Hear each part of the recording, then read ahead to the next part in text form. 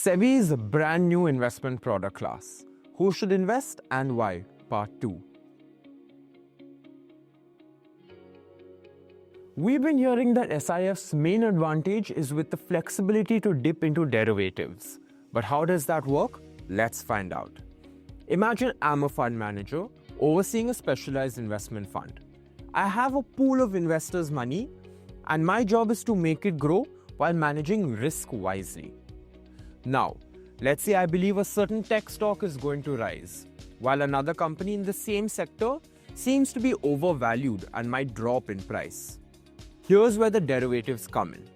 With SIFs, you can short sell or bet against a stock, but only up to 25% of the fund's assets. That means you can't go all in on shorting, but you have enough room to make strategic bets. However, there's a rule.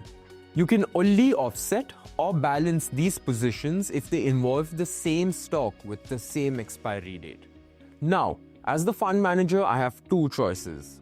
The first is to go bold, as in I can take long positions, which is buy the stocks that I expect to rise, and short positions, which is bet against the stocks which I think will fall. If my predictions are right, I will generate strong absolute returns for my investors. So the second route, which is playing it safe. So instead of betting big, I can hedge my risk. So if I buy a stock in one company, I can short another in the same sector. This way, if the market swings, my losses are minimized, protecting my investors' money. And what about getting in and out of these funds? SIFs offer flexibility, as in investors can subscribe or withdraw their money, usually with a 15-day notice period. But for close-ended and interval funds, they need to be listed on the stock exchanges, ensuring investors have an option to buy or sell them whenever needed.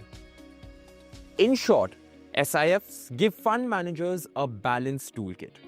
They can take calculated risks, hedge positions, and offer investors both growth opportunities and liquidity.